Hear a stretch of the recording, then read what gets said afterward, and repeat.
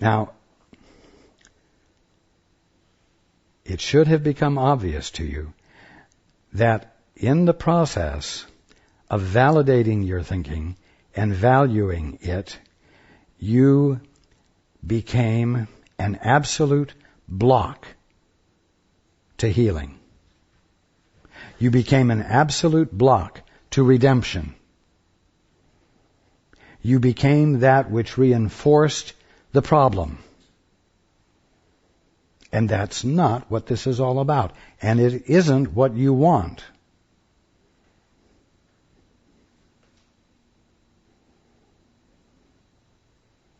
That awareness has value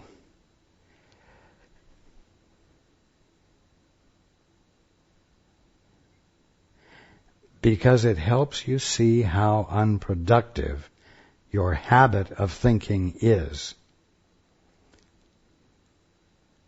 Not only did your habit of thinking confirm the problem, it caused you to feel misery. It caused you to feel as though you were in the middle of an absolutely untenable situation which you had no choice about, no authority to do anything about. It caused you to be trapped.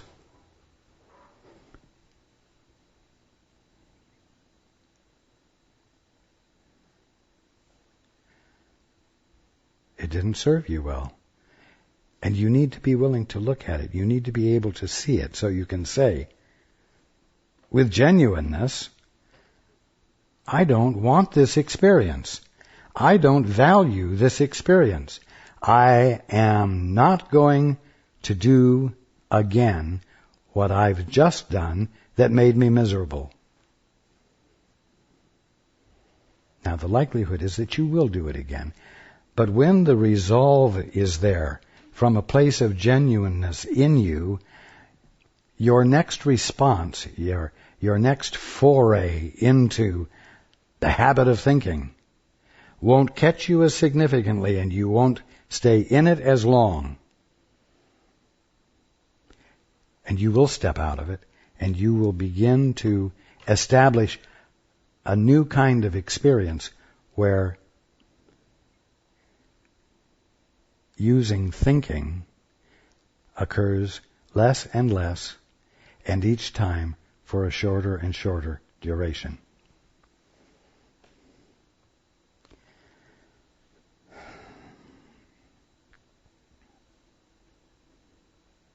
You know what?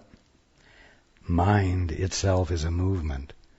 Mind is a very, for lack of better words, fluid thing. It's not made out of matter. It doesn't move in accordance with laws of physics. It moves with utter grace and fluidity, uninhibited. And it always moves as the manifestation or visibility of the movement of God, which is ineffably and awesomely beautiful.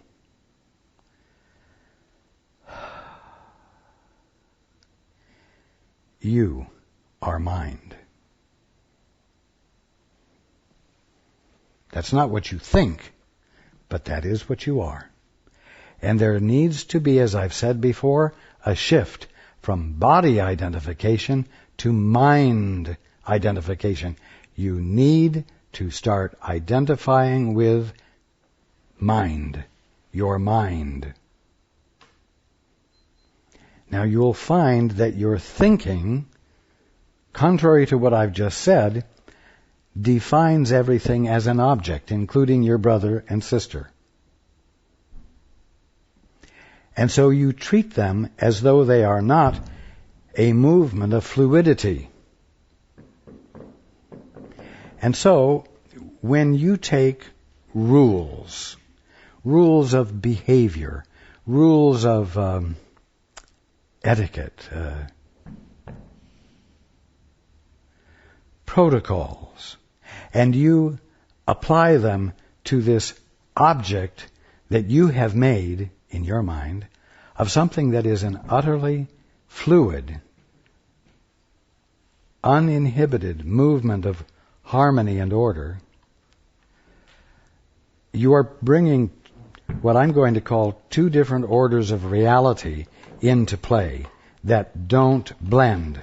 Because one of the orders of reality that you're bringing into play is reality itself with a capital R, and the other order of reality that you're bringing into play is unreality, is nothing more than your bad habits, your ignorance that you are committed to and believe in and maintain with all your heart and all your might. And so you bring these two things that don't have any means of interfacing with each other, and you try to apply one to the other.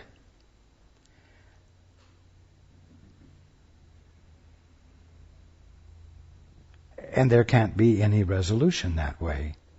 The only way there's going to be a resolution is when you stop addressing, when you look into your brother's eyes, the object you have conceived him to be.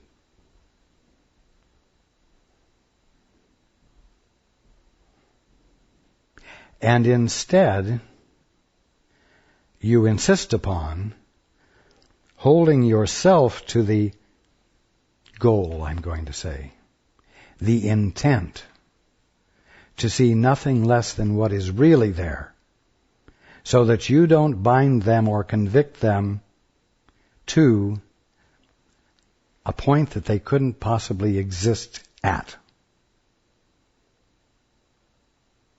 and then try to enforce it. Because that isn't standing as an advocate for them. And that will not constitute a connection with what they really are that can trigger a sudden shift of perception in which they abandon their commitment to their ignorant thoughts about themselves.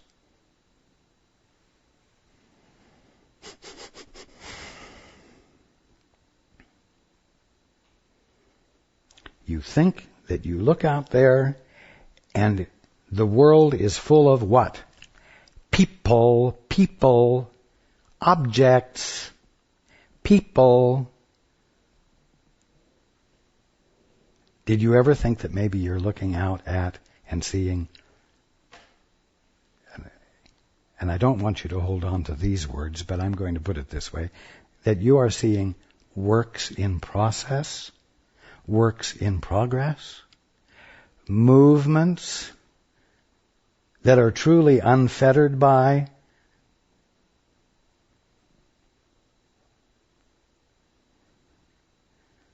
things that don't really exist?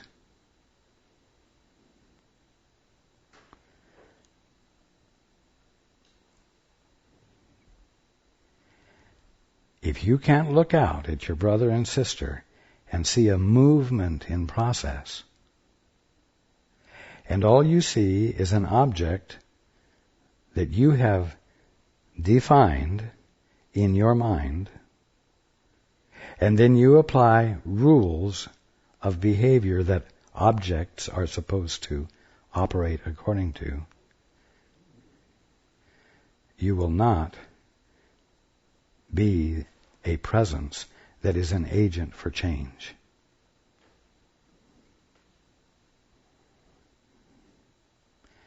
Because you're caught in the unreality of your own definitions you're caught in the unreality of your thinking. You're caught in a freeze-dried frame, one frame out of a total movement, a forever unending movement. And you're saying, this is what I see. This is what is there. And all the time, the movement has continued to identify God. Now, you do this to your brother. Why? Because you're doing it to yourself, and you don't want to look at the fact that you're doing it to yourself.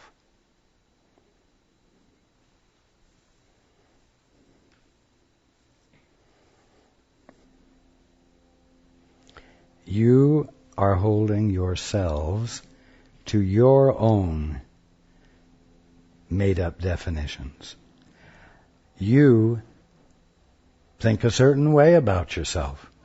And I promise you that whether the way you think of yourself is good and positive and full of self-appreciation, or whether you think of yourself in a self-depreciating way, in a constant state of self-attack, either way is not valid, because you're thinking about yourself.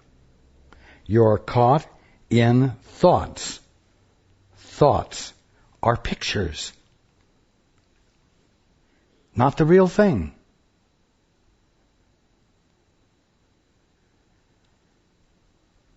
And the moment you can begin to see this, and then remember, wait a minute, I am mind, not body, not an object, not a thing to think about. I am mind, that which is in forever constant movement, that is unfettered and always reflecting the forever newness of the movement of God, because God is mind with a capital M.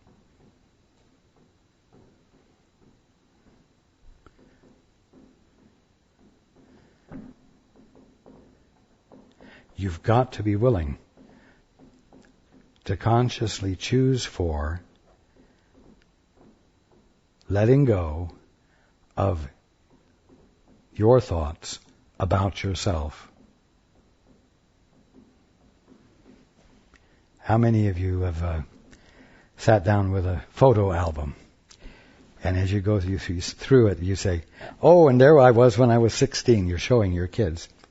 And there I was when I met your dad. Oh, and there I am swimming in Lake Tahoe. I'll never forget that summer. Wow, it was really something. As though you were that object in that picture, in that place.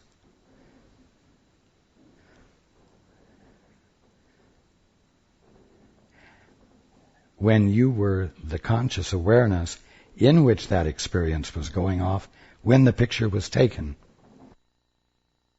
And right now, as you look at the pictures, you are that conscious awareness which is not caught in any of those freeze-dried frames. Still unfettered.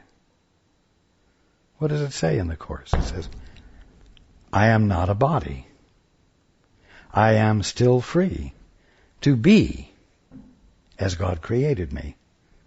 God created me to be, being, movement, unfettered movement of grace and harmony and awesome beauty, and all of the universe, all that is embraced in this movement of me. You see, you are in a process of freeing yourself from your addiction to freeze-dried frames. You are freeing yourself from the past that you hold in place by means of thoughts that can reflect nothing but the past, and you think that those thoughts identify you, when that which identifies you is the conscious awareness in which all of this is going on. Right now, you are the ultimate.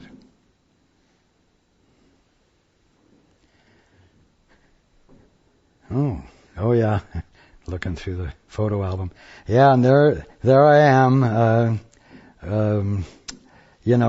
waiting for bail to be set, and there I am with my bail bondsman as we came out of the jailhouse, and Harriet was waiting for me in the car, and we had to get back, with the other guys, because we were trying to divide up the loot before we were caught.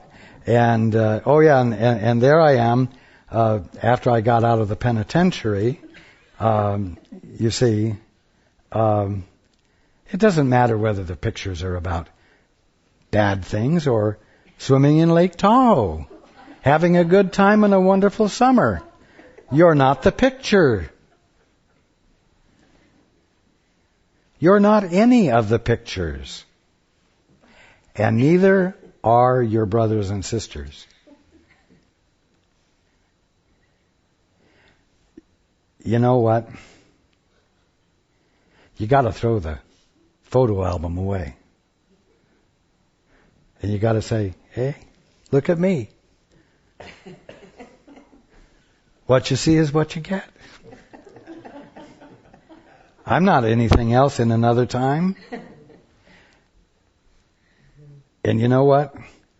I know that what you're seeing isn't even what you think it is.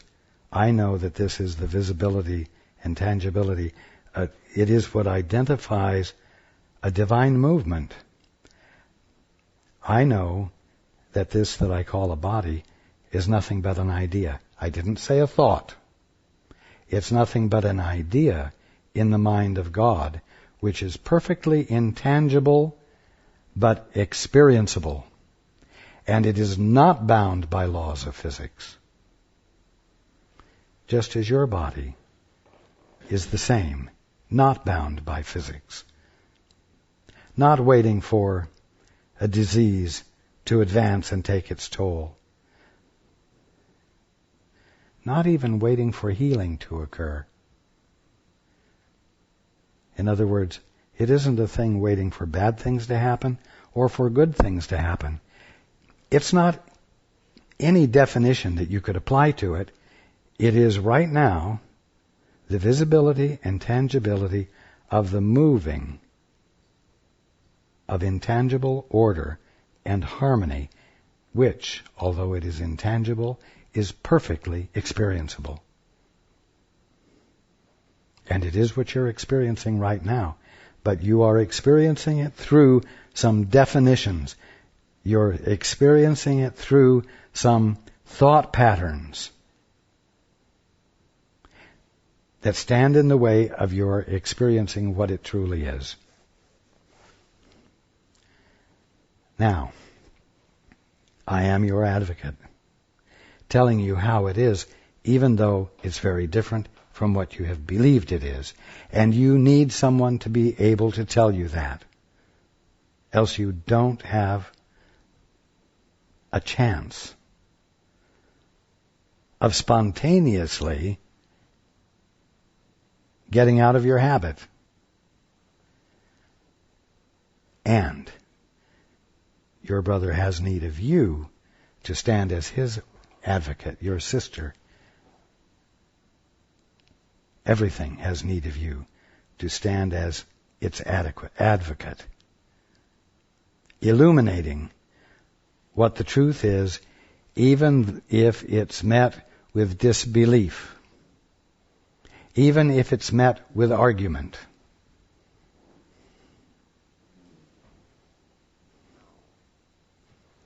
Even if it's met with unpleasant responses.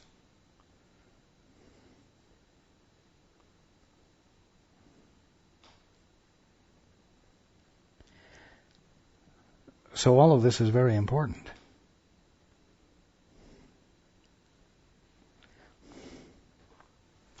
Now let's go to the book.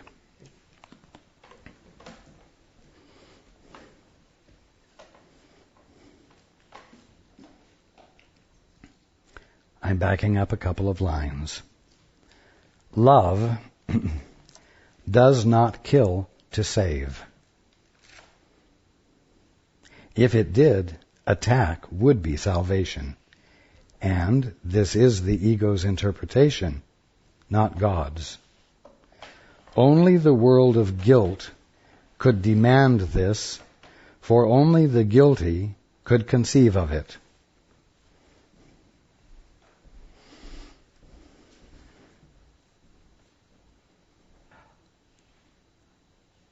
The spirit of the law saves.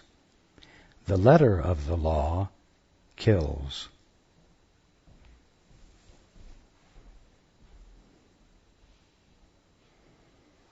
The letter of the law does not embody love, compassion. It's hard-nosed, it's factual, it says, and it's absolute. But without love to temper the letter of the law, law does not fulfill its function.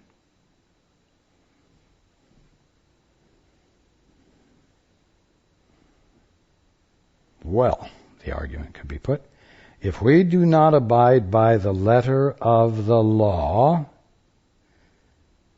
we will be lost. And the law says, an eye for an eye, and a tooth for a tooth. So pluck out that eye.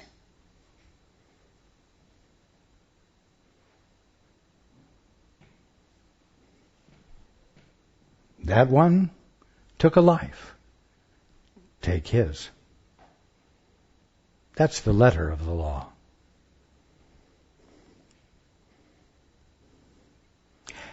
And because the letter of the law is abided by, because it is believed that that is one's salvation or society's salvation, it expresses the idea that salvation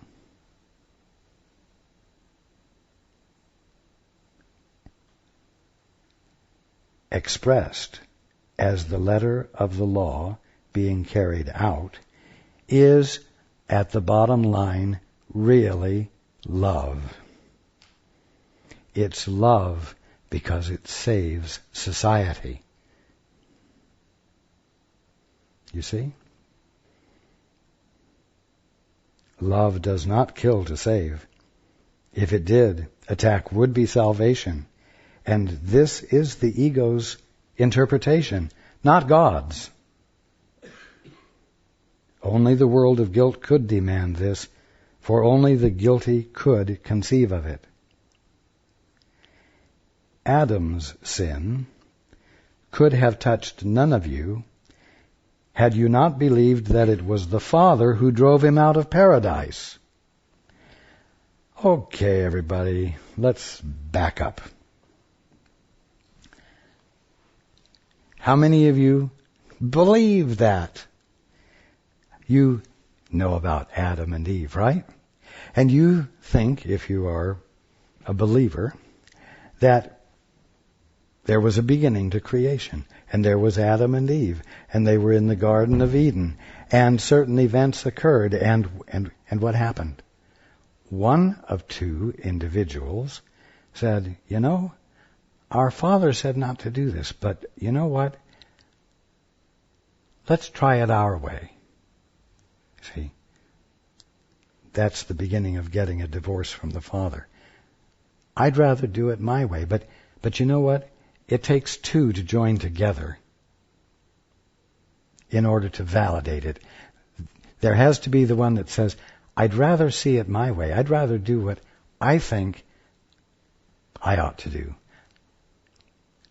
Well, that's just a spurious thought. That's just a thought that hangs in the ethers.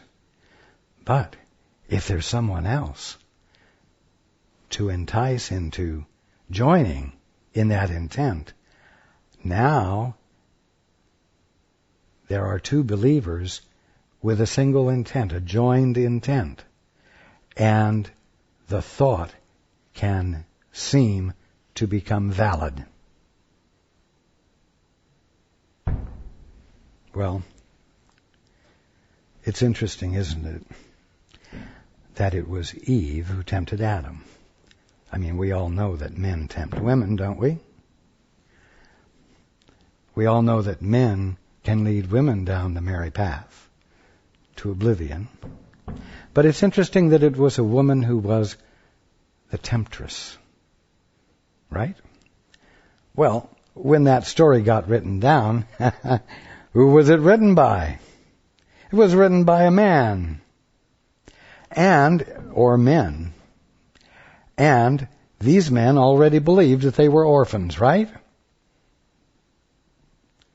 So they're going to see their world in terms of conflict and temptation and the need for mutual agreements and so on. But wait a minute.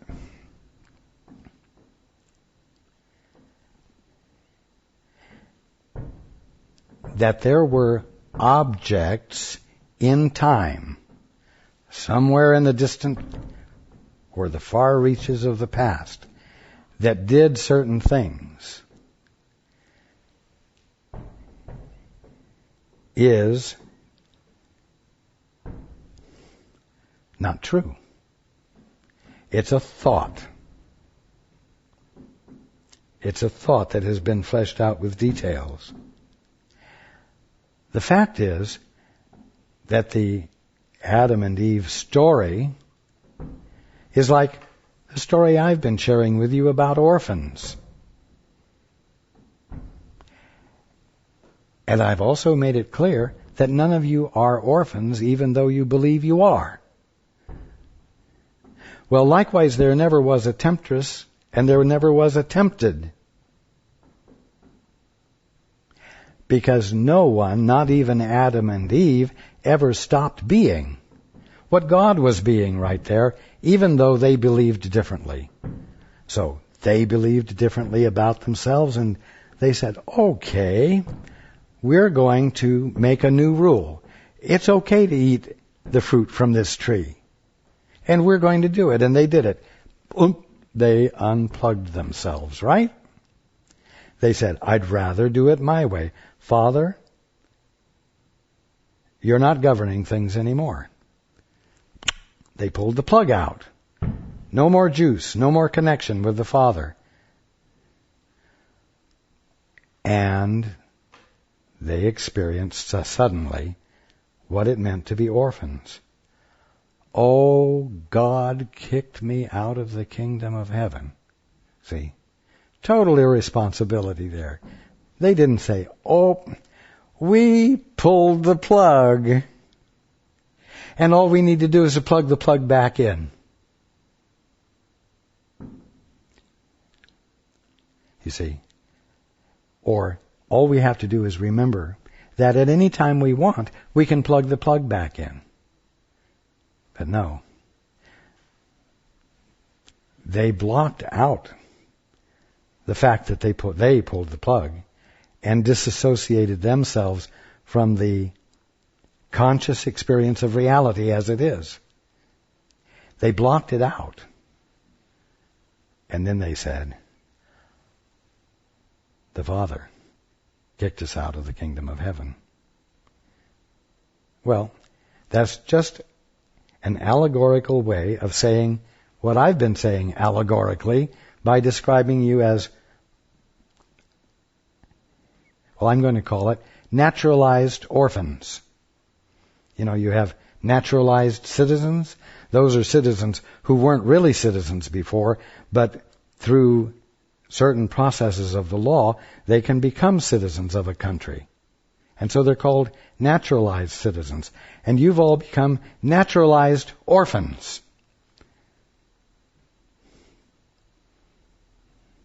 You haven't been granted, but you have granted yourselves the right to have an experience that it's impossible for you to have.